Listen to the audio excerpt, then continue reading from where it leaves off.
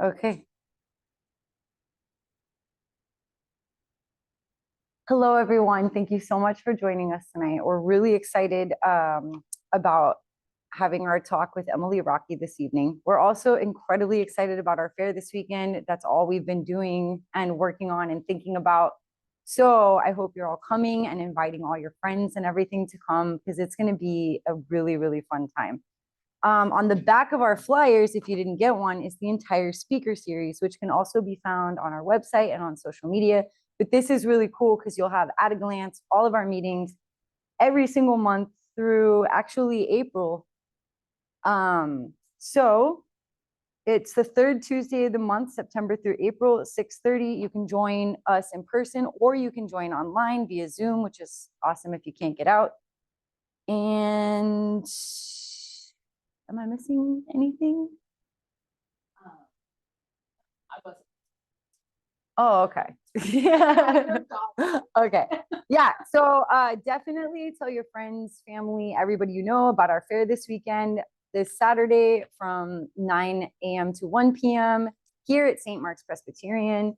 It's going to be a lot of fun. We have music. We're going to have giveaways like every half hour. So that's going to be awesome. The giveaways last fair were just amazing. So it's well worth it. So I would like to introduce Emily Rocky. She's here to talk to us about fruit trees and drought tolerant fruit trees. And she's from Mission Garden. So do you have the, okay, it's okay. I've got it, right? Hi, everybody. My name is Emily Rocky. Thank you so much for having me again. It's been a little while since I got to see the Tucson Organic Gardeners, a group that I love very much and respect all the knowledge that's in this room and in the Zoom room. My former job was with Tank's Green Stuff, and I got to come and speak with Tucson Organic Gardeners when I was with that company. But 3 years ago, 3.5, I started getting to be a client, be able to use some of that organic compost and mulch and all at Mission Garden, where I get to work as the garden supervisor and work with a lot of fabulous volunteers and people in the community to keep alive these wonderful heritage varieties, native plants, wonderful heritage crops as well. So just, has anybody been to Mission Garden before? Okay, most people.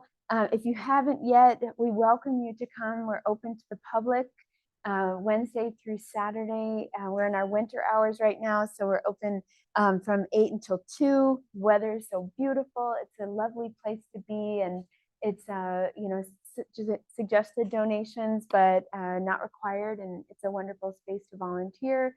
If your garden is not big enough and you want to come and garden with us too, it's an awesome place to learn about gardening as well.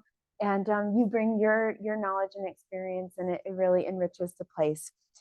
So we are located at the base of Tucson, also known as Sentinel Peak or A Mountain. It's about 11 years old, which is amazing when you come in and you see all these beautiful trees and these crops and these garden spaces. It's an educational space. We call it Tucson's Agricultural History Museum. It's a garden, yes, but it's also a place of education and learning. Our motto is tasting history. We don't want it to just be a garden where you read the signs and look but don't touch, but we want it to be interactive. And actually, I brought a little bit of the tasting part to us this evening, and so I hope at the end that we can share in tasting some of the fruits of our labors and the fruits of these trees. We just wrote our mission statement recently, so I'd like to share it with you. Mission Garden inspires people to connect to this land by reclaiming agricultural traditions for our community in a changing world. And so with that, my next point of growing culturally relevant and desert adapted, non-native and native desert food crops. It's a place where we also get to experiment as things are changing around us as well, environmentally, and finding new varieties or old varieties is something that we appreciate and do a lot of at Mission Garden. So just wanted to set the space a little bit and tell you a little bit about it before we get into it. Next slide, thank you.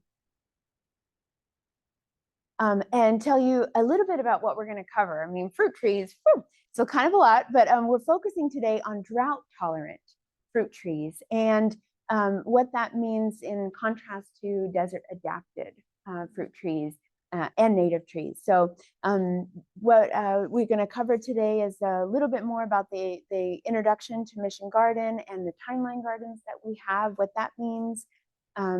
Again, going through drought tolerance versus desert adapted versus our natives or low water. I'm going to talk about specific varieties and the varieties that we have at Mission Garden. And then I'd like us to expand our thinking about what a tree is or what other crops that we might want to incorporate into our gardens and landscapes that produce fruit. Water requirements and other types of emphasis on the water, of course, is that is one of our big limiters here in the desert. Certain maintenance techniques, things that we're experiencing in climate change, I'd like to share those with you and tell you a little bit about the work that we're doing to propagate these fruit trees and share them into the community and for tomorrow. That's the tomorrow part. I'm sure all of you are thinking about stacking functions in your gardens and how you can fit in one more little plant underneath that tree. So we're going to talk a little bit about that. A few cultivation tips and whatnot for water efficiency. And then, yes, we're going to taste some of these fruit trees and the fruits. I'm happy to answer any of your questions at the end. Okay. If you do have any clarifying questions, whatnot, feel free to stop me. But yeah, feel free to save any big ones for the end too. Okay, let's go forward. All right, so as promised, I thought I'd share with you a little clip of our website. We have a lot of fabulous information printed throughout Mission Garden, so you can come in and pull those out of boxes, but we also have all this information on our website. So if for some reason you can't travel or you want to share the information with somebody, we have it all on our website. And Dina Cowan is the curator of collections. She actually developed this presentation with me a year ago. And so she couldn't be here this evening, but I want to acknowledge, like, as she and many others have really shared with me their knowledge about these trees that I'm bringing to you today. And Dina and others have written this wonderful info. So missiongarden.org, and it's called Story Maps. So check that out. Okay, so let's get into the good stuff. So low water versus drought tolerant versus desert adapted fruit trees. So maybe in your head, if you have a little pen and paper, you could scribble something down if you want to. You know, we hear these words kind of thrown around or labeled on tags often, and I think sometimes they can be a little confusing. So I want to just cue us all to think about what do these things really mean? And if you could advance it a few clicks, please. So low water use. Does anybody want to like holler out what is low water? What is a low water tree? Or oh yeah, maybe we could just advance. I thought I was going to have clickers. Go ahead, Marianne. You can do it. Okay, so low water use plants we could define as a native plant, like a native tree, like a mesquite or palo verde or ironwood or whatnot. That's what we're kind of calling a low water use tree. They range from 12 to 20, so they can survive on the natural rainfall that we have historically gotten in this area. Drought tolerant fruit trees. So that doesn't mean no water. Advance, please.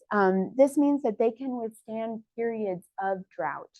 So definitely not a tree that can grow on rainfall alone. It does need ample water, but the benefit of being able to go periods of time without water is where we're defining drought tolerance. And then contrast that with desert adapted. So these plants, sorry, that's a little bit difficult to read there, but really the emphasis here is that they require ample and consistent water. So desert adapted, think of it like you and me. You know, we're desert adapted. We were not born from the desert, native Sonoran desert. We can't survive on rainfall alone. but we are hardy, right? We know how to survive in this climate. These are fruit trees that have been introduced to this area. They're non-native, and but yet they are hardy and resistant, and they can withstand our extreme environment of the desert conditions. And these varieties I'm going to walk us through this evening have really deep roots in different cultures, especially Spanish, and they've been adopted by many other cultures in our wonderful UNESCO City of Gastronomy melting pot. And so these are some of the trees we're going to talk about this evening. Drought tolerant fruit trees, remember those that can go and withstand periods of drought. If the irrigation breaks, it's not going to die, right? So that would be a pomegranate, an olive, a jujube, dates, carobs, versus a desert adapted fruit tree. Think fig, grapes, quince, which is hiding. We've got some surprise PowerPoint glitches, but that's okay. And sour oranges or Seville oranges. But we're going to talk about a lot more plants than just these. So let's go forward. Okay, thank you. Starting with drought tolerant fruit trees. And this is a picture of our Chinese garden. And I wonder if anybody can recognize these trees. I know at least one person who is a volunteer here in the audience maybe can recognize these trees, but let's go forward and talk about it. So this is one of my favorite drought tolerant fruit trees. Oops, I switched the slides, I'm sorry. Okay, we'll get to jujubes in a second. I remember now. I was like, oh, maybe I'll start with the plant that people would be more familiar with, because jujubes are a little bit less familiar to folks. Sorry about that. Okay. Pomegranates, another fabulous, wonderful fruit. I wonder, by a show of hands, how many people have a pomegranate tree at home? Okay, I would say about half of us have pomegranates. And do you eat them? Yes. Okay, because this is Tucson Organic Gardeners, of course, but I think a lot of people just let them fall to the ground and they're like, oh, they're too hard to eat or whatever. But okay, what marvelous, nutrient dense fruits and easy to grow. They withstand such extreme conditions, and again, they're drought tolerant. So really, really hardy and tough. You can advance a few. You're gonna have to just keep clicking as I kind of go along, please. Thank you. So these pomegranates were introduced by Spanish missionaries in the late 1600s. They are not native to here. They're native to the Middle East, and they're really beloved by those cultures. And you'll see them in a lot of dishes where they provide like the tang and the beautiful arils in their dishes. But when the Spanish introduced the pomegranate, they really were embraced by the native communities and the Mexican, especially the Sonoran, communities, and really incorporated into their cultures. One of the Mexican dishes I think I remember of pomegranates is chile en nogada, right? It's really good with pomegranates on it. Okay, we'll go forward. Okay, so yes, again, they're drought tolerant. I think I've seen really mistreated poor pomegranates that have not been watered or cared for, but they're still, sticking it out. And so this is really a tree for us to think about planting in our landscapes and learn how to eat and incorporate into our diets more. They really don't need a lot of pruning. They're very shrubby. They're very shrubby trees. So you can get away with not pruning. They'll definitely start to get very heavy with fruit if they're getting an adequate water and start breaking their branches. So we kind of want to avoid that. As we probably know, breaking branches can introduce disease or whatnot. And so we want to take care of those trees. But if you don't like to prune or you don't have time, it's going to be fine. Minimal pruning is what these trees require. You want to prune when they've dropped their leaves, and so that would be January, February, and when they start leafing out, which is kind of one of the earliest to leaf out. That's when you want to make sure you've got all your pruning done, so it's not wasting energy putting out leaves on branches that are going to come off. Yeah, great question. All right, so let's go forward. Oh yeah, go ahead. Mm-hmm. They do, yeah. They could withstand a little bit of drought, And you definitely want to back off on the water. But I think at Mission Garden with our conditions are going to be different than your conditions if it's right next to a sidewalk, or if you don't have any mulch there, or if it's a struggling tree, or all these things. The age of the tree also affects it, but I think we go at least every 2 weeks before we water again at our trees in the winter. Yeah. So you don't want it to completely dry out, that's for sure. Yeah. Here are a few of the named varieties. We have at least 11 at Mission Garden that have been collected from this region, from backyards. This is part of the Keno Heritage Fruit Tree Program. I was remiss in maybe mentioning that a little bit earlier. But all of these trees that have, have stuck it out and really withstood the test of time and have, for at least a few hundred years in many cases, are part of the Keno Heritage Fruit Tree Program, simply named because Keno is kind of the well-known Jesuit missionary that brought many of these varieties originally, and others that followed. So these three here, Josefina, Sosa Carrillo, these are named after actual places and people. Josefina Lizarga is a dear godmother of the garden, and this is a plant from her backyard. It's well over 50 years old, which it's withstood the test of time, and delicious, sweet. Many people say, oh, I don't like pomegranates, because they've had that one variety, the Palm Wonderful from the grocery store, which has its place, but these heritage varieties really are much better adapted to our environment.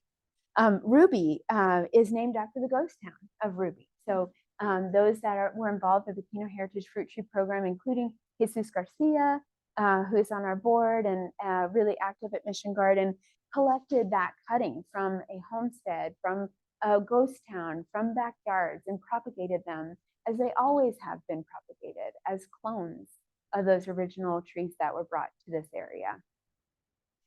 So Ruby is a wonderful variety, but again, we have like 11 different varieties, and also for a little higher elevation, like the Verde Valley or Tumacacori.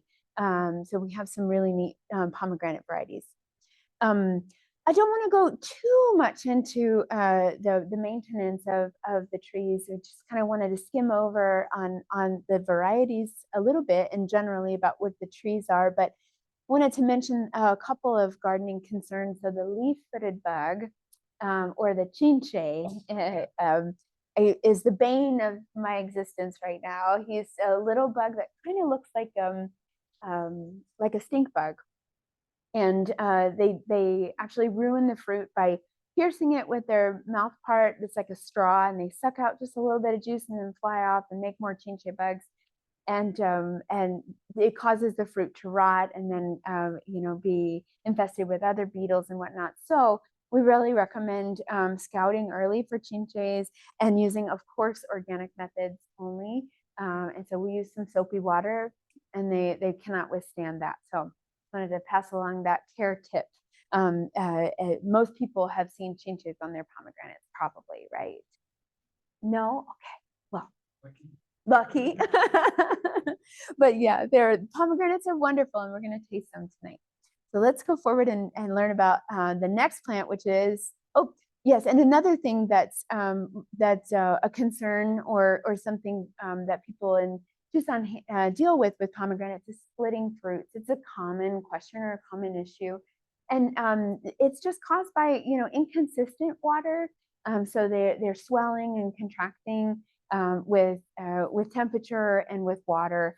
And so if you provide consistent irrigation, and that doesn't necessarily mean as much as some of those higher water use varieties, but consistent irrigation and good mulch, then you're going to probably combat that splitting issue.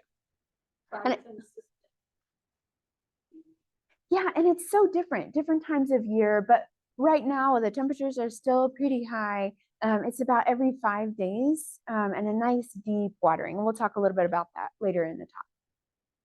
And just a quick mention, Dr. Ursula Shook at the U of A and the Cooperative Extension has been testing and torturing pomegranates for a little while to find out really the varieties that are, some of them are newer varieties, not all of them are heritage, but finding out the ones that are really drought tolerant and which can survive. So I wanted to mention that. Look forward to that. Okay, now for jujubes. So jujubes are a wonderful, wonderful fruit.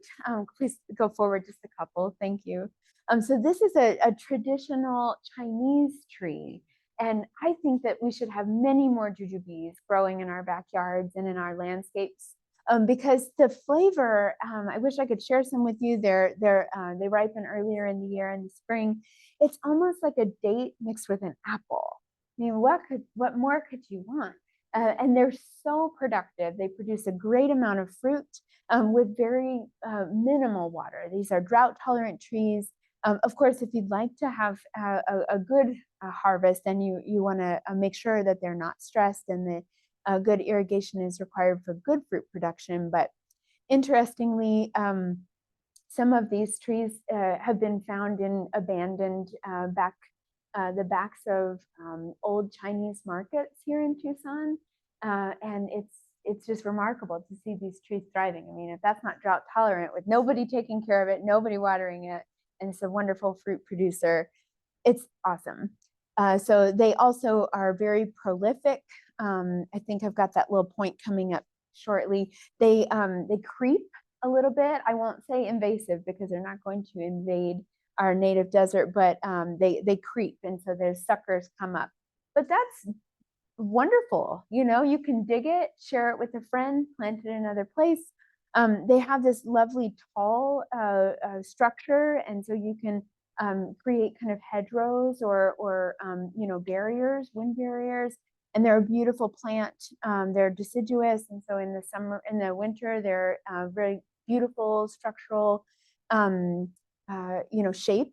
The heritage variety that we grow is from Lucky's Market, sourced from Miss Alice Wong. And she's, I believe planted that tree from her family, the Wong family. They don't really have to be pruned very much, really just to shape them if you'd like, but again, they don't require pruning, so it's a fabulous plant. This is what they look like when they're fresh, and you can eat them right off of the tree, or you can dry them, and they can be utilized. You can eat them dry. They're kind of better when you rehydrate them. You can put them in soup, traditional Chinese broth soups with bitter melon or winter melon, really good. So highly recommend the jujube when you're thinking about a drought tolerant fruit tree. And they do have a pit, they do have a seed. And I'm not certain if they come true to seed. This is something I'm working on right now, but you can propagate them. They do have some thorns, but they're really like, I pick them without gloves. It's really not a difficult plant to interact with. I love this tree. All right, let's go forward. I might be talking a little bit too much in depth, so I'm going to try and hurry up. Okay, keep going. Okay, good. I know, but I've got a lot to share. So let's continue on. Okay, olives. Oh yeah, did you have another? Yeah, I think you could get easily to 25 feet or so, but certainly you're able to top them and manage them. They are really malleable in that way. You could definitely prune them to shape. How soon do they fruit? Everybody asks this question, and it so depends. But our trees have been fruiting for many years, and they're about 7 years old, so very fast growing.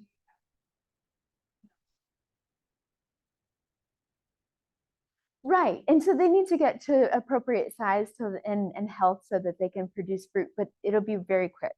I would say, like, for a tree that's going to last decades and decades, 2, 3, 4 years is nothing, right?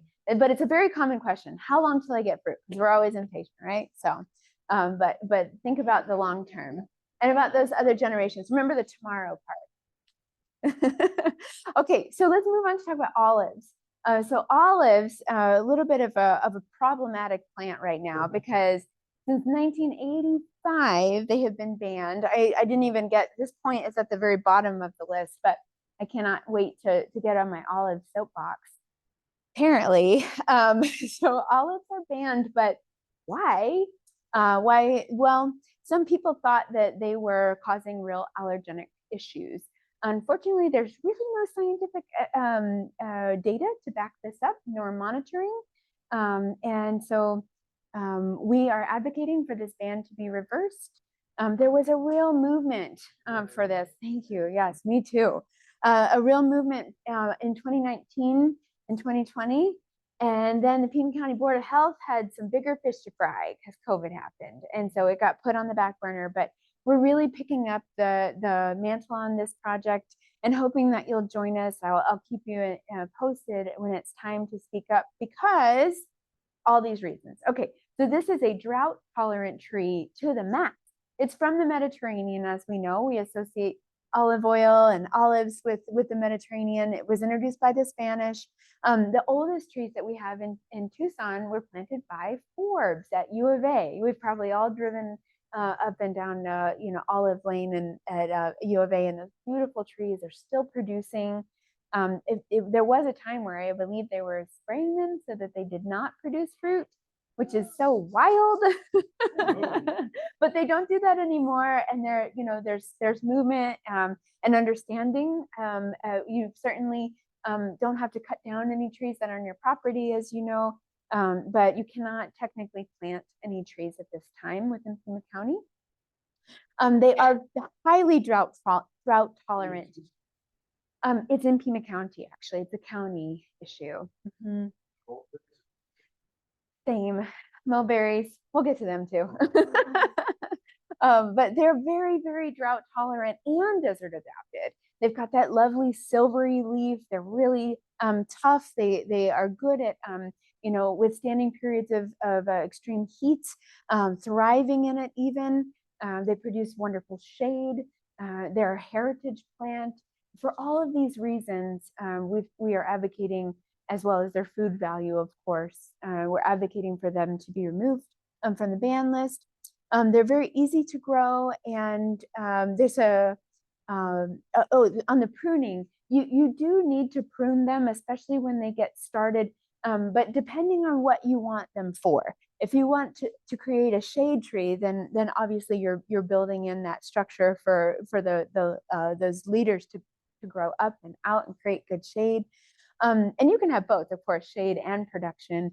But there's this saying in Spanish that Dina has shared with me: primera mata, después estaca y por último olivo.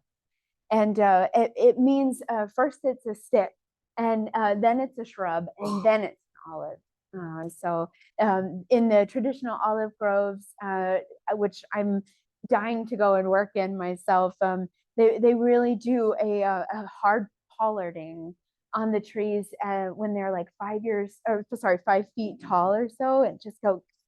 And then those trees just bush out, and you want to keep those limbs nice and supple and soft, and that helps them to maintain their productivity. So I'm young in my olive years. Go ahead. Yeah.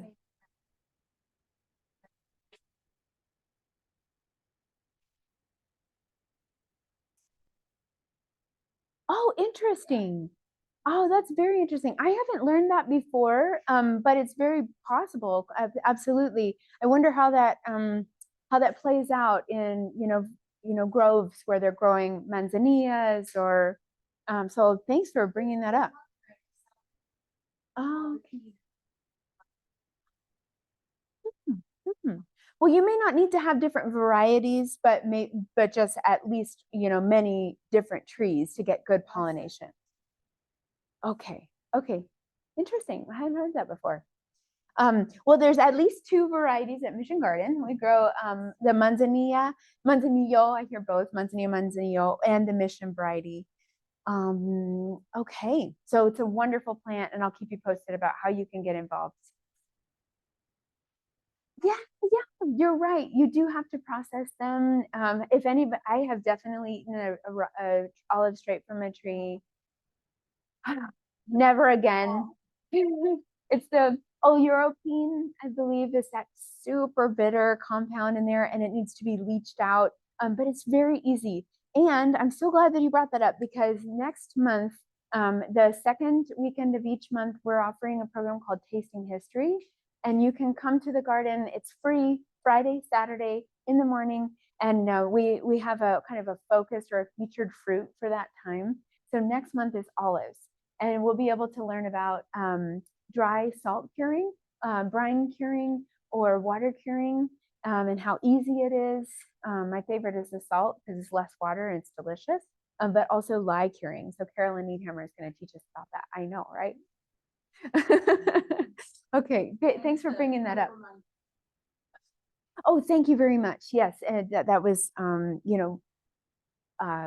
the question was about needing to cure or prepare the olives before eating them right off the tree, which is a very good point. Thank you. Okay, let's go on to our next plant. All right, the date palm.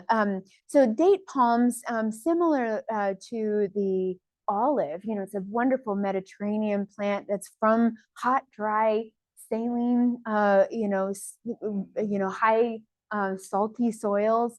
So it makes it a very excellent plant for cultivation here, and it is a commercial crop, especially a little bit west of us and in Phoenix.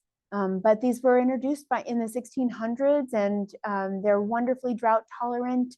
They have those really waxy, tough leaves. They're not delicate plants. And I think someone had asked about if there were thorns. Well, this plant is definitely thorny, but some people call it the queen of fruits because it's so decadent and delicious. You do need to do some pruning on these plants when those young suckers, those young trees come up, but of course you can then plant them. So that's like the jujubes. Similarly, you can gain another plant. You can kind of see a sucker here. And there are a few heritage varieties that would grow well here, and they are in no way banned. So plant dates. They do require a male and a female. So that's the tricky part. And I understand that there are ways to identify male and female that I have yet to learn. But you do need both to have pollination. And it does require some timing to take the male pollen and move it to the female so that you could get good pollination. But what a wonderful drought tolerant desert adapted. Let's go forward. All right, carob. Does anybody have a carob tree at their house?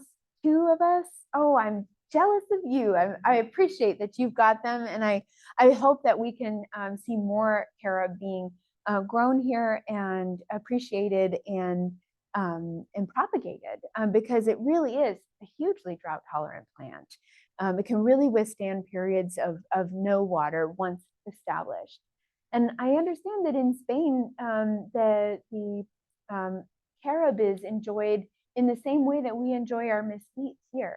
So it's in the same family. It's a legume. It's in the bean family. And they will make broths and syrups with carob. You can actually find carob syrup pretty easily in Middle Eastern markets here. If you haven't tried it, I recommend it.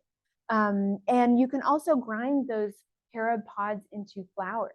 In fact, I harvested some carob a few years ago and I brought it to a mesquite milling, and they made me wait until the end when all the other mesquite pods were milled, but they let me to grind the carob. And it has a flavor similar to chocolate, but very unique and wonderful. So I could see this as being a fabulous plant. Also very shade producing, very nice, beautiful tree. At Mission Garden, we're considering it for tomorrow's garden because of this wonderful opportunity to spread the word about carob trees.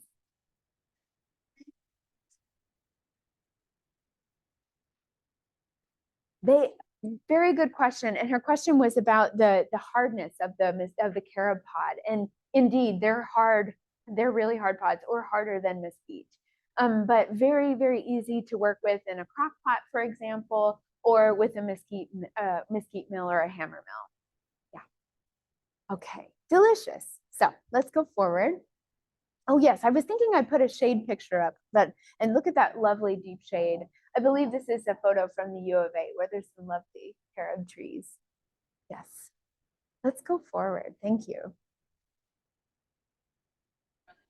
Oh, highlight each of those delicious points. Okay.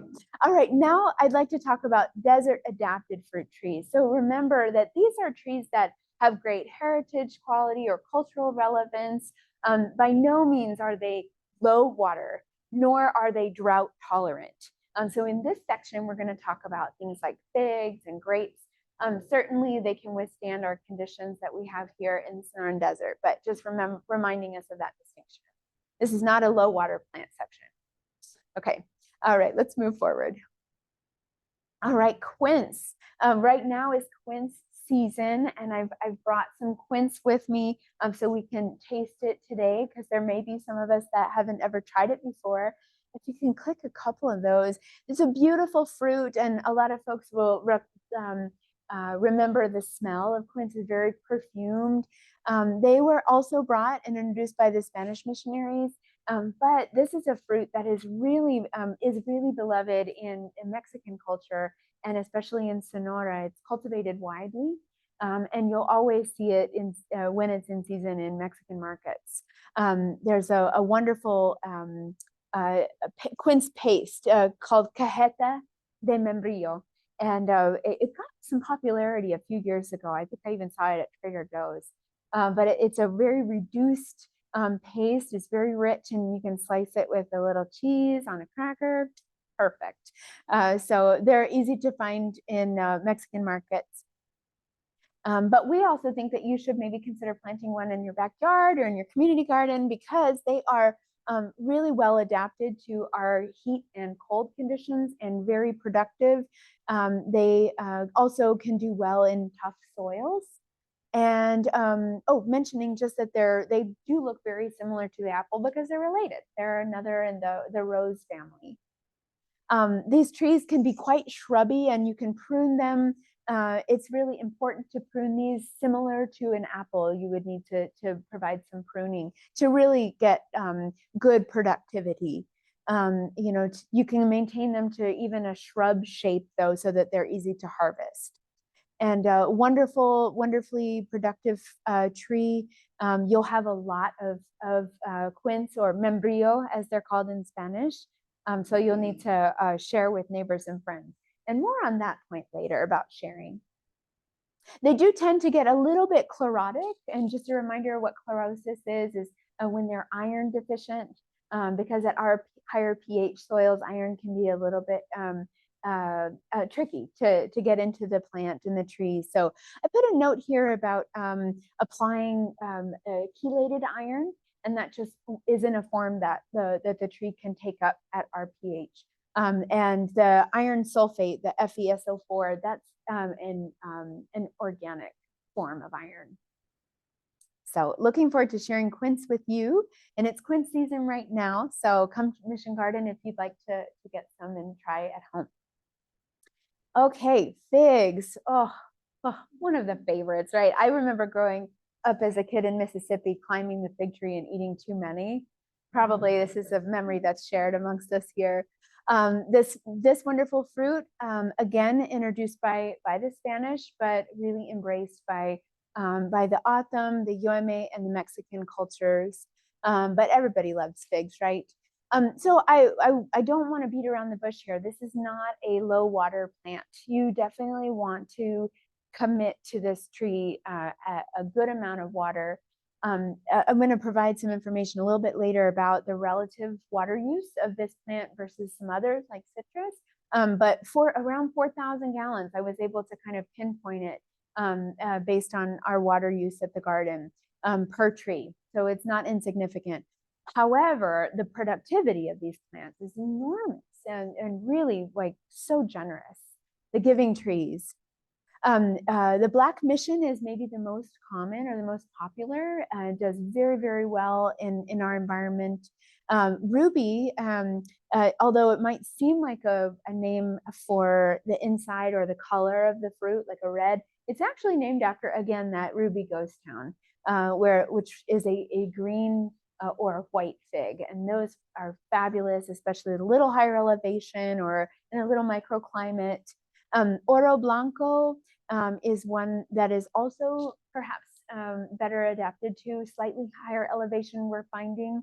But when it's been a modest year in terms of heat and when it's not the hottest July on record, the Oro Blanco, it's a lovely tree. I'd like to mention maybe my favorite special fig is called Quito Vaquito. And Quito Vaquito is named after the spring on the border of Arizona and what's presently Mexico. And this Quito Vaquito Springs has been really impacted by the border wall and that construction there. However, we are keeping this plant alive with others in our community by propagating it, sharing it.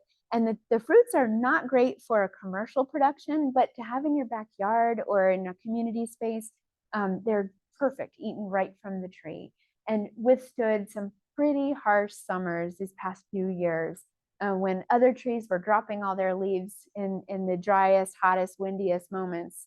It's not good for the tree. This plant was bold and doing really well. So it's a survivor. And then brown turkey is another common variety that is a heritage variety. Definitely figs appreciate some pruning and shaping, but they take to it really easily. They're very easy to cut. The pruning is not very difficult on these trees. So it's an easy one to grow. And you want to remove any of the dead, dying, or diseased and shaping it, and you're good to go. Okay, of course, you need to think about harvesting because these fruits ripen every day. And so you need to harvest daily and be ready to make fig jam, share and swap with your friends, and share with the community. And they do produce a lot of suckers. So those can be easily propagated and again, shared. Great, let's go forward. Do you have a question? Yeah. Yeah. Yeah.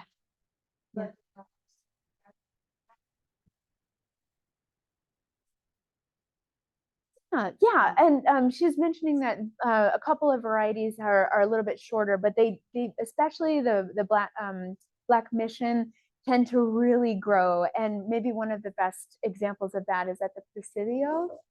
You can see a really wonderful example of a very old tree that's quite tall, hence the climbing up as a kid to eat lots of figs. But certainly remember, you can just prune them to height that you'd like. The Quito Vaquito variety stays a little bit more compact, as does the ruby. Great. So, okay, Emily, this is not a tree. Well, yes, I know. However, you can really trellis them and grow them into tree shapes, right? So I think it's worth mentioning. Again, introduced by the Spanish, and they brought grapes so that they could have their communion wine. But grapes do really well in our environment. They're low to moderate water and very vigorous. These mission varieties are the ones that we're growing. These have been collected from all kinds of missions in the Southwest. And so these are tried and true and mainstays. They do make wonderful wine, but we find that many of the varieties do just as well as a table grape. So definitely something to think about whenever you're building an arbor, wanting to create some shade or a buffer. I've got some extraordinarily vigorous vines I would love to share with you. They do require pruning, just like in the vineyards where every year they have to go out and shape and prune. They would get pretty wily and it would affect their fruiting if you did not prune them. But I find them to be quite fun to prune, actually. Hey, Don. Spur pruning? Yes, yeah. The question Don was asking is, are they spur pruning? There's so many different ways to prune grapes, I've learned. Goblet is one way that you can prune them into a goblet shape. You don't actually have to trellis them, and they do quite well. But we do on our trellised grapes do a lot of pruning and keeping them to like two spurs or two of those buds. And you want to make sure that there's about like a hand's width between vines or side vines. Yeah, and I've still got lots more to learn on my pruning there too. Oh, look at that! look at that. Traditional pruning brooms include goblet, arbor, and espalier. So you could create a lovely, shade or espalier up a wall. That would be a nice way to create some shade on the side of your house even. And then, of course, we all enjoy grapes fresh, but you can make the wine, grape jelly, and then think about using the leaves too. They're very nutritious, and we've been able to share a lot of leaves from Mission Garden for dolmas, or those grape leaves stuffed with rice and other things. A couple of thoughts on pests, because they do get those grape leaf skeletonizers, little caterpillars that are quite beautiful, black and yellow striped. And they can skeletonize or take down some leaves pretty fast. But we find that BT, Bacillus thuringiensis, works pretty well to organically combat them, or hand picking them off if you have grandkids, or volunteers. And then, oh yeah, I think, did you mention gloves? Yeah, some people are very sensitive to the compound that they exude. Definitely good point. Yes. Uh-huh. Uh-huh.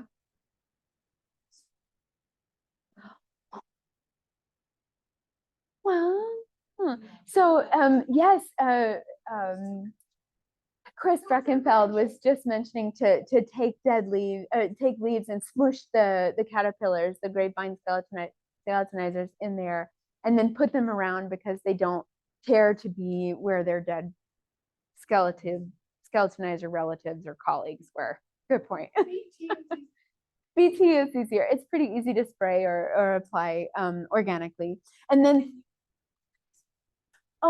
Bacillus thuringiensis, known as BT. There are a couple types of BT, BTK and BTI is related to this. Yeah, I think the BTI is for mosquitoes, and the BTK is for caterpillars and other insects that we're talking about. Thrips are another one of those lovely piercing, sucking insects, and thrips can be really prolific. They don't seem to cause too much damage or affect productivity that I've observed, but it doesn't look very nice, and they're kind of yucky, because they leave behind that sugary sap on the leaves. So the like Azamax or other neem derived organic compound can be very helpful against thrips. And thrips can also spread disease, and so you don't really want to have them. But just being clear, like, they haven't really been observed to affect the productivity or the general health of the plant. Yeah, so wonderful, wonderful plant to consider as a treat. Okay, let's go forward. What else do we have? Okay, so now I'm really going off the wall, and I want to think outside of the box in a major way about other plants that we should consider as fruit trees, some things that we don't often think about as a fruit tree, like a Paula Verde, for example, or a nopal or prickly pear, and then some of our native plants. So let's talk about several of those. Oh, and also saguaro. So think about that as a tree that we can gain a lot of wonderful, beautiful fruit, and talk about, cultural significance and native plants. It's wonderful. So let's delve into a few of these with another clip. Thank you. First, mesquite, so beloved. It's like an entry point for so many to native and desert foods, right? It's sweet and delicious, has very easy to grow, right? It's prolific, but very, very, very drought tolerant. Survives on rainfall alone, of course. But if you really want to promote growth and general health of the tree and productivity, a little bit of water goes a long way, right? So it's recommended to irrigate at least for the first 5 years or so until it's well established. And then we'll get to talk about some different techniques in just a few minutes about how we can promote good water harvesting in our yards. Those deep tap roots dig down deeply, so that helps them to be so drought tolerant and withstand periods of drought and little water. Those delicious pods in the legume family, these pods produce a lot of wonderful, healthy, naturally gluten-free flour. Usually that you see it ground in flour, and you can bake with it very easily. However, it's such a wonderful pod to work into a broth and make into a syrup. And you can work with that syrup alone or use it in soup bases. It goes sweet or savory, very nutritious, and it's been a staple food for Native Americans, the O'odham people, for time immemorial. Don.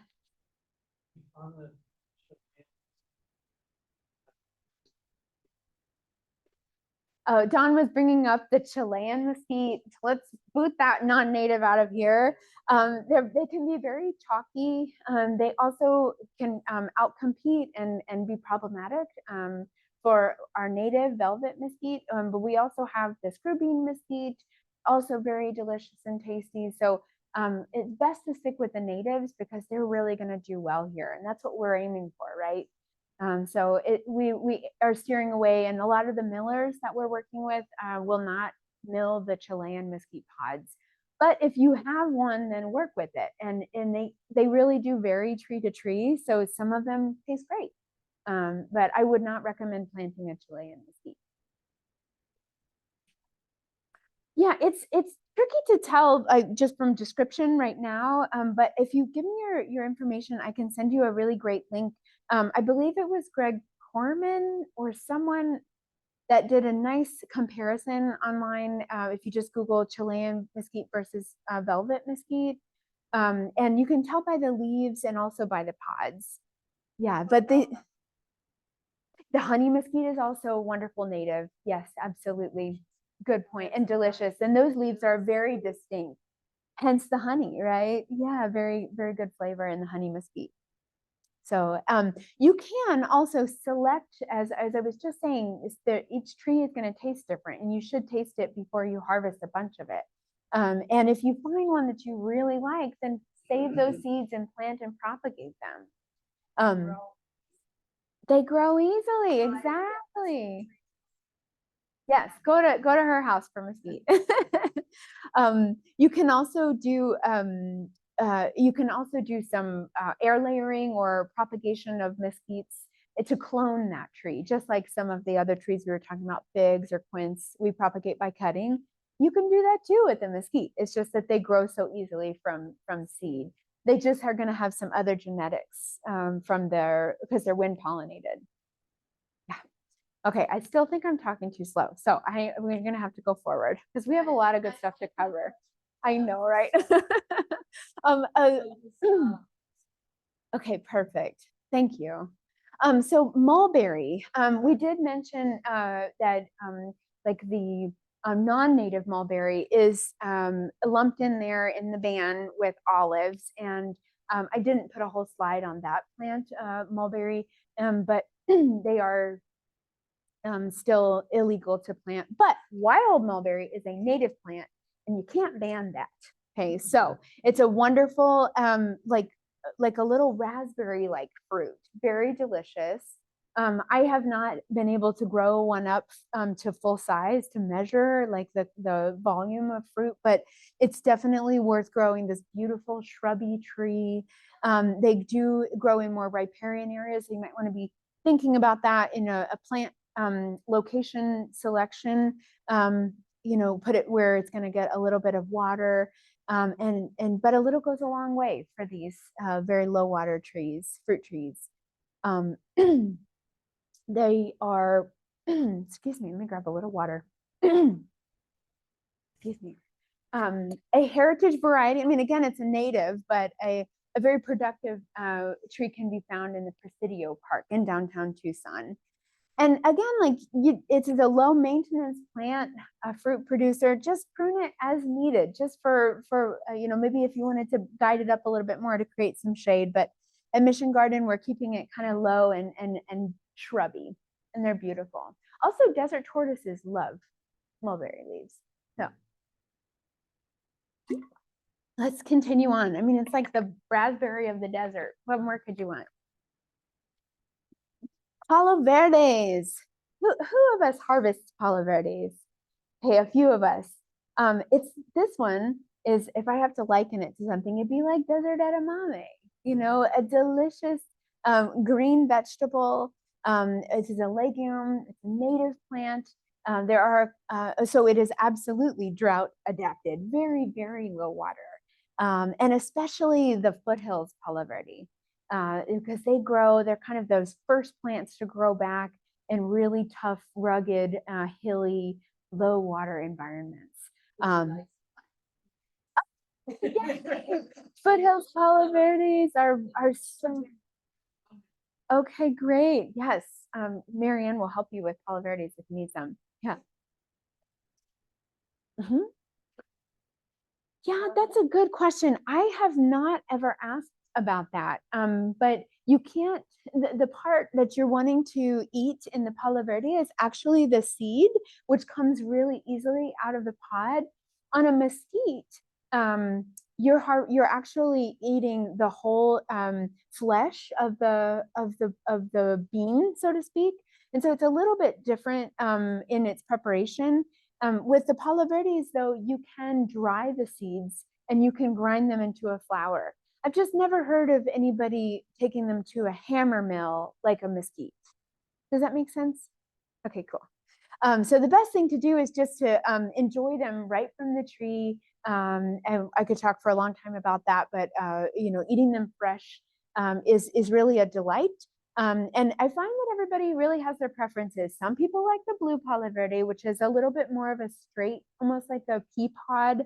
And then the foothills Palo Verde, which is all bumpy and rocking, like a foothill, so it's easy to remember. So I'm a foothills kind of gal.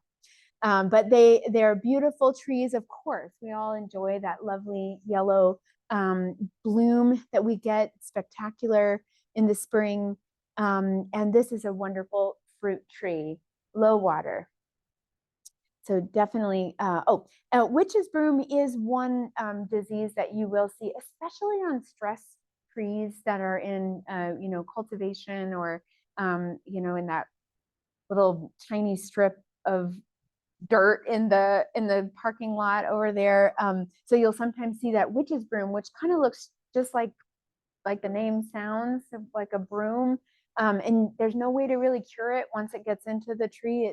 It's sort of within the whole plant. So you sort of have to limp it along a little bit, but it's very easy to keep them disease free. Yes. The question was, are the flowers edible? I'm so glad you asked. They are indeed, and they're beautiful. And so you can put them in salads or in, pastry or whatnot. Yeah, it's a great idea. Witch's broom, does it help to remove the affected branch? Yes, I think it does. That's what we do. Oh, yes. Does it help to remove the affected branch if you get witch's broom? So you can, slow the process a little bit, but it's likely that the witch's broom is throughout the tissues of the whole tree. So it's a limping along. Yeah. By limping along, so I have a baby one. I guess my question is, should I just give up on it and take it out, or I don't know. I can't answer that. Yes, it deforms it. And I think it can also make other trees in your landscape susceptible, because that could then transmit it to other Palo Verdes in the area. So if it's still small, I would probably advocate for removing and replacing it. Yeah, good question.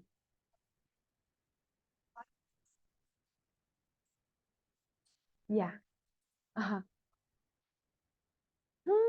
Well, maybe they're not quite like mature enough, or perhaps are they in some shade, perhaps? Yeah. Yeah.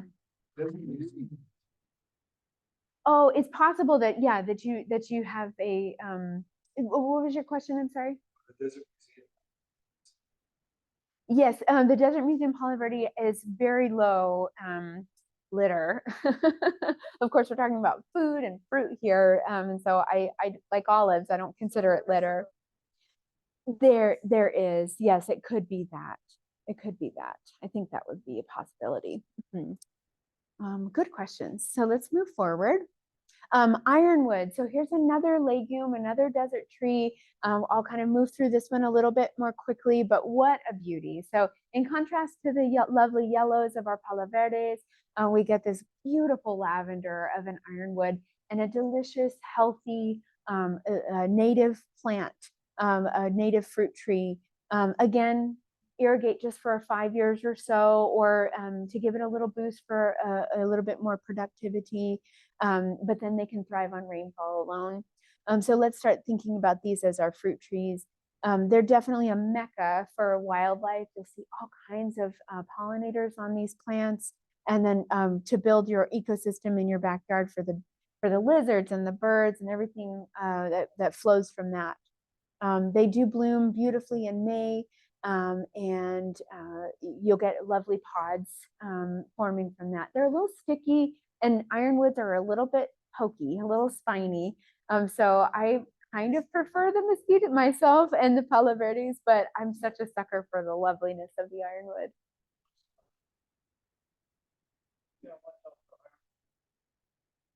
You are right, Dawn. So they are frost sensitive. And so I think I put found in low frost zones. So they can tolerate like, a touch of freeze. But if you get deep freeze, you won't see ironwoods in that area, if it gets very cold. So thank you for pointing that out, Dawn. And they're just a wonderful tree. And again, similar to a palo verde, you're going to want to eat these seeds whenever they're fresh, or you can dry them and you can grind them into flour, but you can also sprout them. Patience required, but you can sprout them. So you can see mistletoe on these. I should have probably mentioned that as well with mesquite. Mistletoe is not really to be worried too much about. You can knock it down. Similar to the witch's broom, it's within the tissues of the tree, but that can provide forage for the phainopeplas and other birds. And so it's kind of also thought that mistletoe might be found on more disease potential, trees that have some disease in them. So keeping your trees a little bit watered, little goes a long way.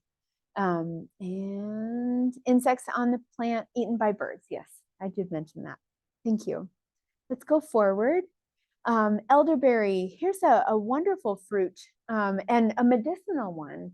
Many of these plants we've just talked about have medicinal qualities, but elderberry is one that we really think of as a powerful medicinal plant, and a delicious one as well. That medicine goes down very nicely, doesn't it? Has anybody ever made elderberry syrup? I have, with honey.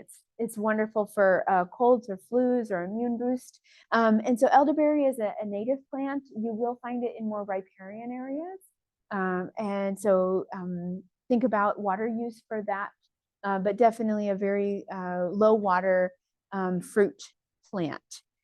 They do stay rather small, but they can be, when they get bigger, they can get quite woody and taller, especially if you visit some in riparian areas. They're wonderful tall trees.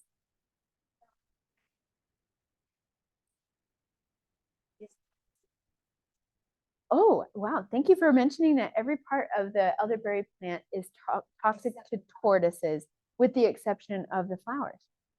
Thank you. I have a tortoise, so I got to think about that too. And you do not need to prune this plant unless you really needed to shape it for some reason. Okay, let's move forward. A couple I just want to mention before we move on to the next items, similar to that elderberry, these are shrubs, but they can also get quite large. So our native wolfberry, desert hackberry, there's quite a few species. I feel like the desert hackberry kind of have a juicy fruit flavor, very fun, very delicious and nutritious. And the wolfberry is not the same species as the kind of popular wolfberry that you'll see in an Asian market often, but are native and so extraordinarily drought tolerant and a beautiful plant. Lots of pollinators gather on these trees as well. All right, and then the cacti. So we don't think about cactus as being trees, but they can be very tree-like.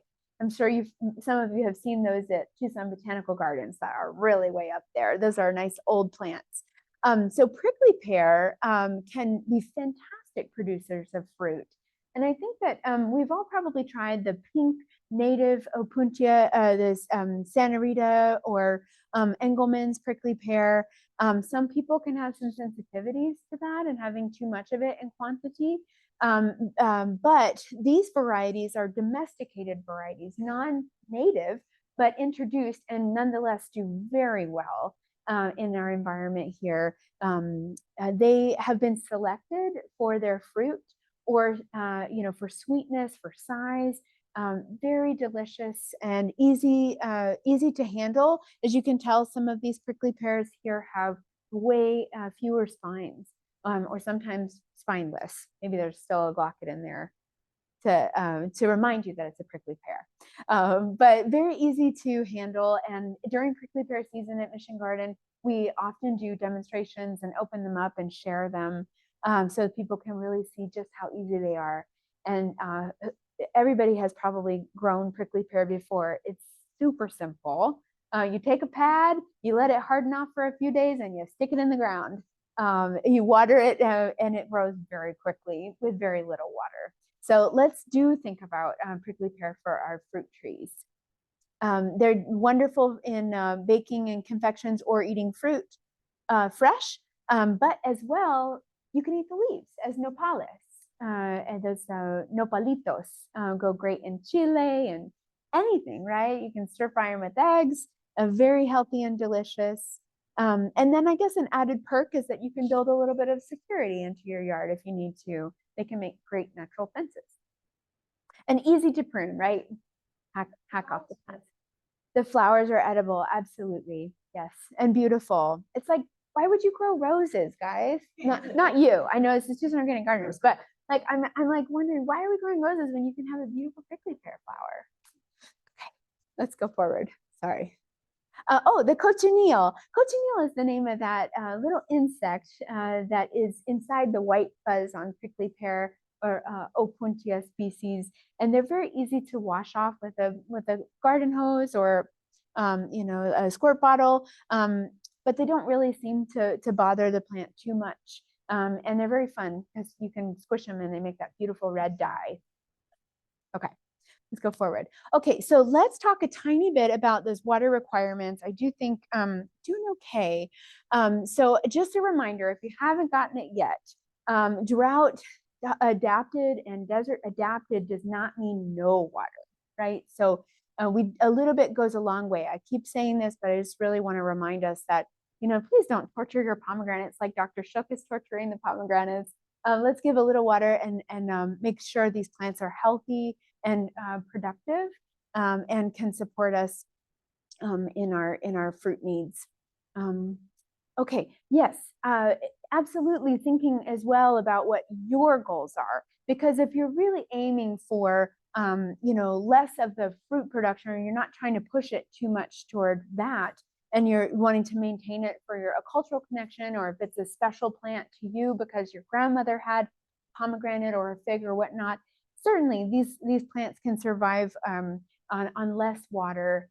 So if you're trying to kind of maintain some of these different elements in your for your personal needs, you don't have to water them as much. You're just not going to get as much fruit. Or if you're wanting to provide habitat, for example, yeah. I mentioned that I was going to be, I had, I measured that one of our figs on average at Mission Garden, in their approximate 7 to 10 years old, they use about 4,000 gallons of water a year per tree. But compare that to citrus, which can use an astounding 27,000 gallons. I mean, this depends on where you are and whatnot, but in Arizona is where I pulled this number from. So relatively low water, right? So let's do select varieties that are drought tolerant and desert adapted. This picture is probably one that's familiar to us all, but let's make sure that we're watering in the right place when we are providing the water that we need to push these trees into productivity. The drip line is the main goal of this image, which I always kind of think of as well as like, this is my drip line right here. These are approximately where my feeder roots are. It pains me when you see that little irrigation tube that's right next to the trunk, and nobody has moved it along since that poor plant was planted. So let's put the water where the absorbing roots are, and that's going to make a big difference. You can as well make some nice swales to catch water whenever we do get rain, of course. And then a berm right here in like a donut shape around a tree or in a basin can be really advantageous to capturing water. Or if it's not rainwater, when you're irrigating, you can capture water in that basin, and that works really well. Okay, let's go forward. I have a Yes. question. Mm-hmm. And Yes. Yes. that is suffering from drought. Yes. And what water, supplemental water is needed? What supplemental water is needed for prickly pear that's suffering from drought? So it's pretty easy to see when prickly pear needs to be watered. It starts to shrivel up and get wrinkly and also kind of bend over.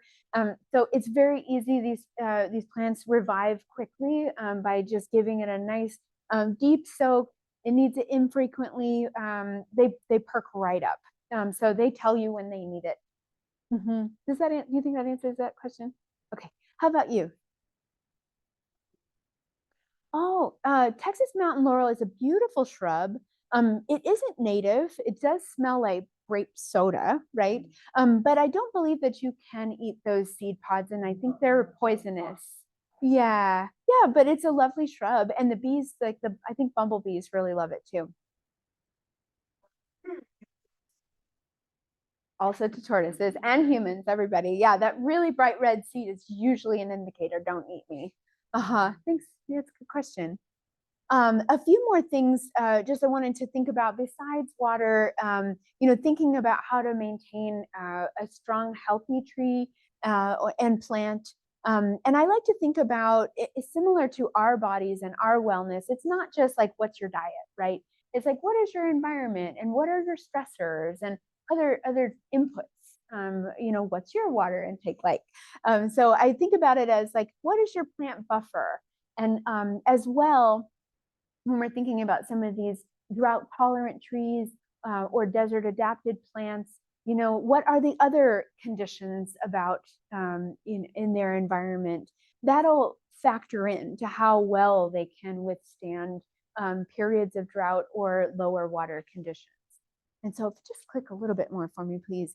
So of course that location mentioned a couple of times about, the face or the exposure, the sun exposure.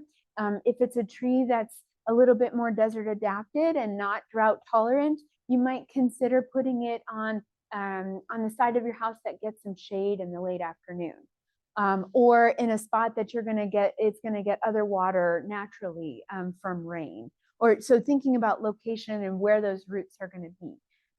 I have to say that some of the trees at Mission Garden that are adjacent to a lot of path, that because we are a public garden, I'm like, this path is so compact and it's not good rich soil, and I'm actually opting for putting more mulch on the pathways and making people scooch over a little bit, but that's what I mean by root distribution. Where are the roots? Because if those roots are on a hot, under hot pavement, for example, they're not obviously going to be able to absorb water there, and it's going to cause some heat stress too.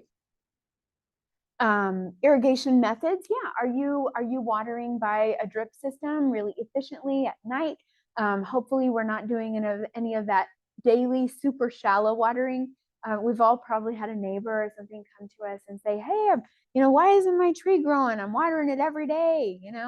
It's like, well, because all of those absorbing roots are deeper, or they should be deeper. And they're, every day watering shallowly is not ideal. So lower, slower, and less frequently is definitely the way to go on watering. Yes.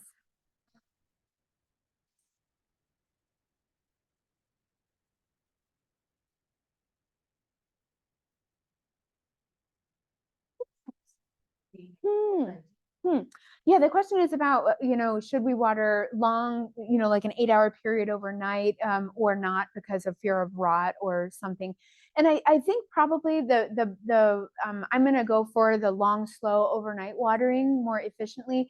I think that there may be fear of rot or disease if you allow that crown or the base of the tree to be submerged. We always want to plant high and dry.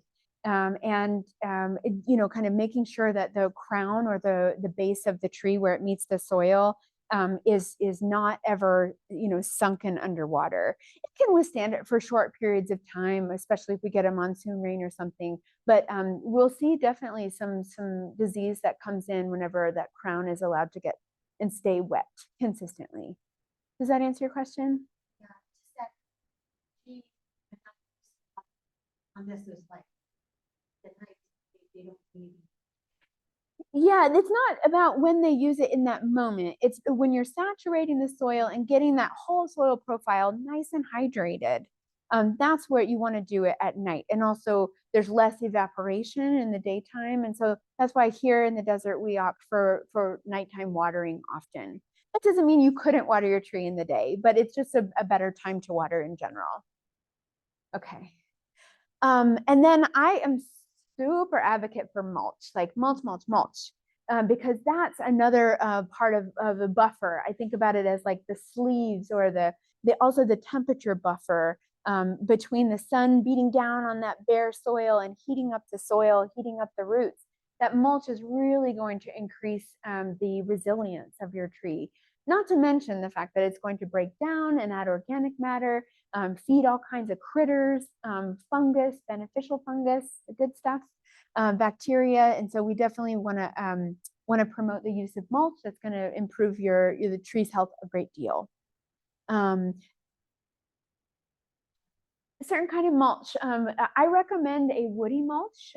Perennial plants and trees are more, you know, fungal dominant in soils as opposed to a veggie or a flower that's more, you know, bacterially focused.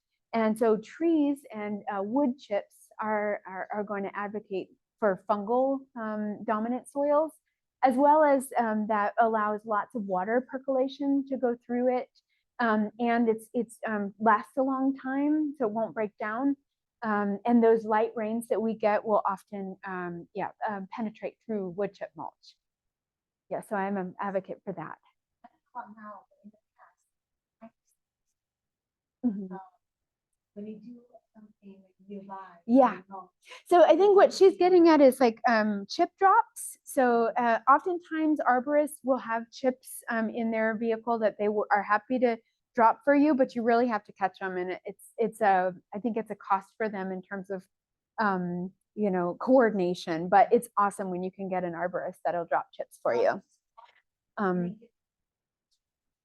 Yeah. Sometimes I've had issues before. I'm sorry, I'm just gonna have to keep moving. I realize we got a few more and I don't want to make us late. Definitely thinking about, just as our bodies and our resilience, our trees and other plants in our landscape are going to do so much better, not just water use and the variation in water use, but also you know, if they're well fed and fertilized, they're going to be much better off and are going to be better able to withstand periods of drought or intense environmental conditions. And then withstanding and fending off those pests, a few of them that I mentioned earlier today. And I think I actually saw a chinche here on the pomegranate a minute ago. Oh yeah, I just squished him. Yeah, so there's your chinche. This is a young one. And this is the adult right here. Exactly. Yeah. So I know, sorry. Okay. Okay. We'll move forward. So treat your trees well, you know, cherish our trees, right? Let's go forward. A little bit more about water efficiency. I think I sort of just covered several of those topics, but mulch. So it prevents that evaporation or slows down the evaporation of water from the soil. And then I understand that it can be as much as 30 degrees cooler beneath mulch as opposed to bare soil. That depends greatly on the type of soil and where you are, but and the type of mulch. But and then, as mentioned, it really promotes soil health in a lot of ways. It's you know, constantly feeding that organic matter into our soil, replenishing that. I like to think as well, or I like to garden and work in the way that nature does, as we all do. And so nature doesn't, leave bare soil, especially under fruit trees. So it drops that leaf litter, it drops any uneaten fruit, it drops limbs, and that promotes all kinds of wonderful activity and life in the soil. And yes, we do have a little note there about watering at night. That's okay if you can't, but that's the best time to do it. Planting in that sunken basin, as we already spoke about. Using rainwater harvesting systems, whether it be active or passive. And of course, a big shout out always to Brad Lancaster's books and many others that you can learn more about rainwater harvesting. Curb cuts and also air conditioning condensate is another way that we could really make our water work doubly for us. And then again, just thinking about where we're planting, on which side of the house or on which exposure can really improve our water efficiency or reduce stress in those trees, so they're protected from drying winds or intense afternoon sun. Okay, moving forward. Oh, and then soil moisture monitoring. So yeah, of course, you can dig down a little bit, because a lot of times people say, well, how do I know when to water? That's the best way, is to feel and to look. I don't know that I have ever found a moisture meter that I trusted. They're kind of a little cheap and goofy. So maybe you all have, and you should let me know. But there are really expensive ones that, the university might utilize. But mostly it's, rely on touch and feel and looking at the plant. Done. Yeah. Oh, yes. Yes.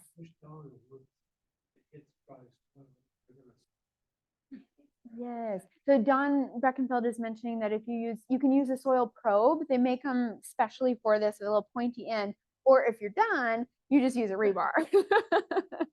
and when you push it into the soil, it theoretically in that root zone area, it should stop when it hits dry soil. After a day of after you've watered, then you can check to make sure that your water is reaching the proper depth.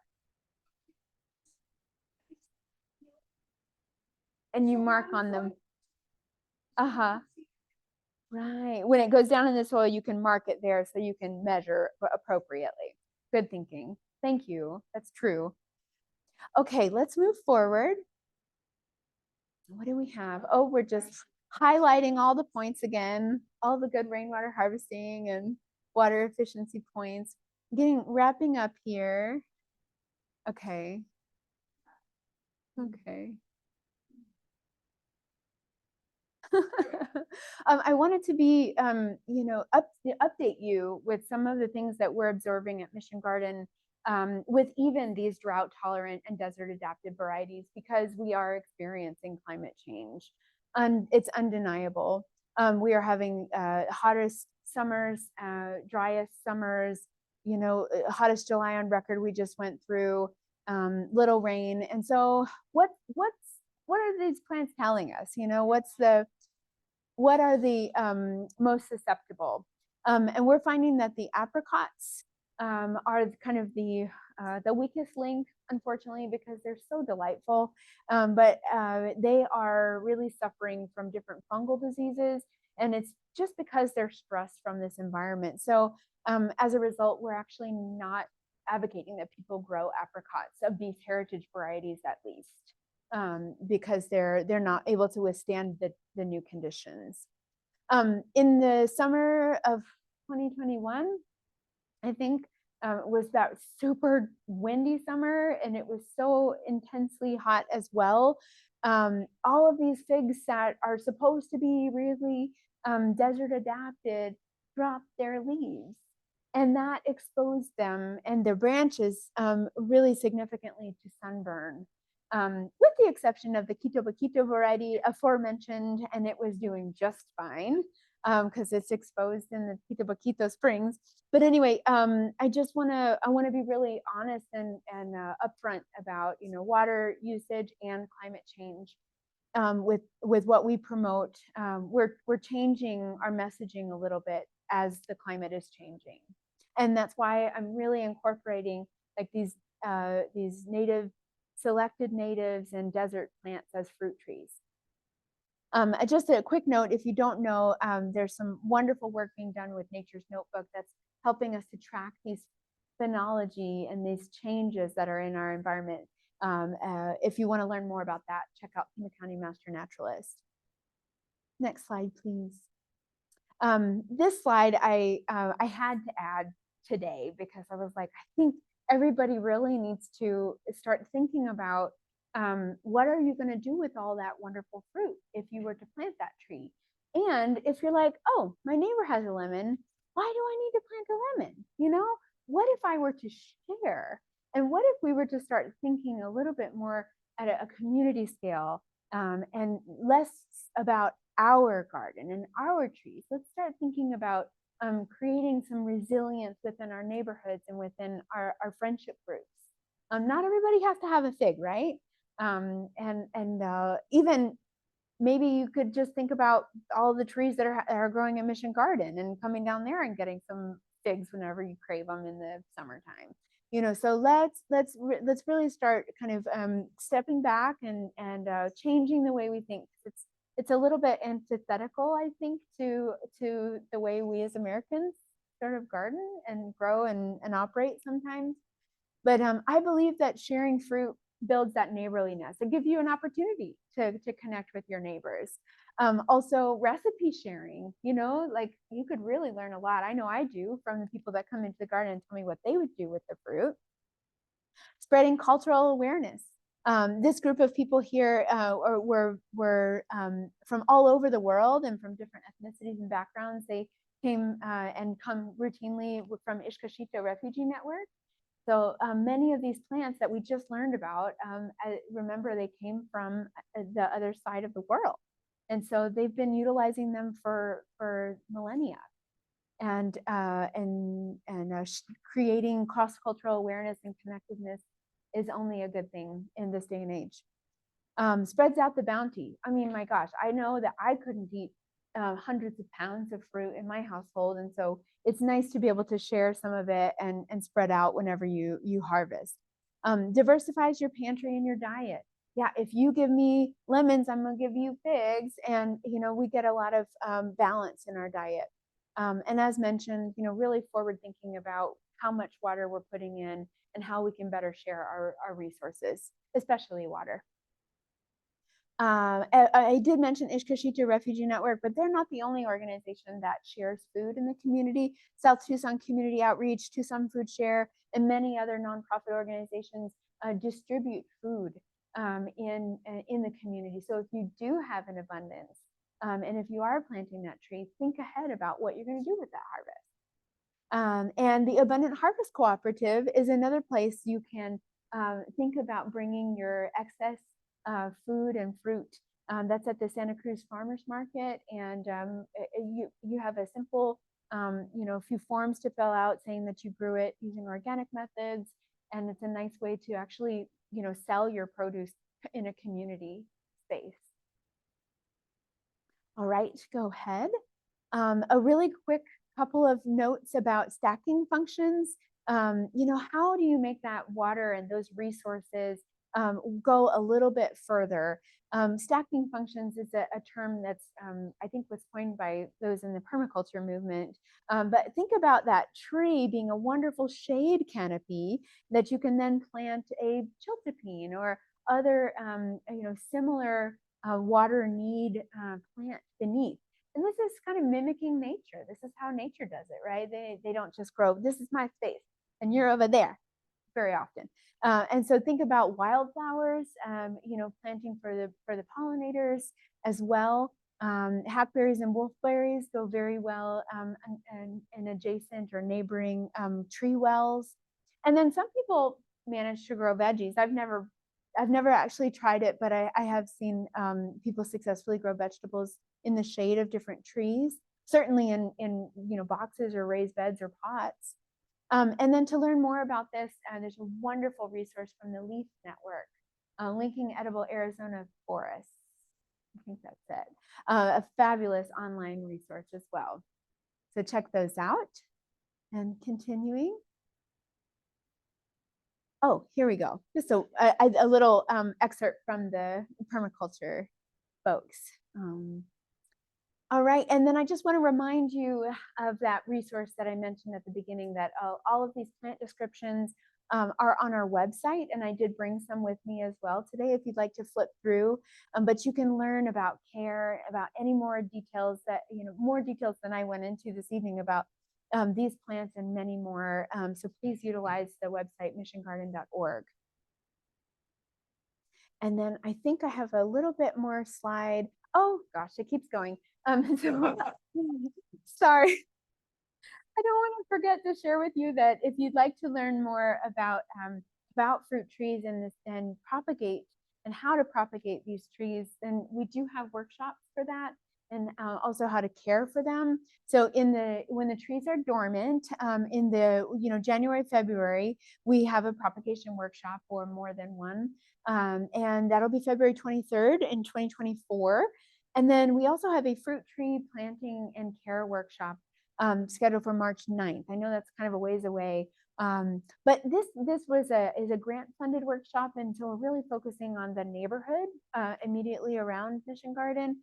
But if you're really interested, then do get in touch with us or watch the calendar for that.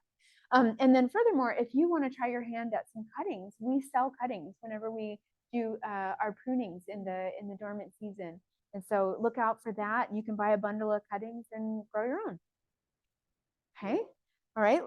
Yes. Okay. Now we've reached the end. Are there any more questions in addition to your awesome questions that you had throughout? What do we need to know about guavas? I do know, and if anybody is a guava specialist here, speak up. But the pineapple guava is a wonderful tree that produces some, and is well adapted to this environment. I believe that it also does well in relative shade. I'm seeing nodding, that's a yes, and a lovely fragrance, delicious edible fruit. But I don't think that the tropical guava would be considered a low water or a drought tolerant or desert adapted plant. I think I'm hearing rain happening outside, which is like wonderful. Yay for after talking about a lot of water, like thank you, rain. Okay, go ahead.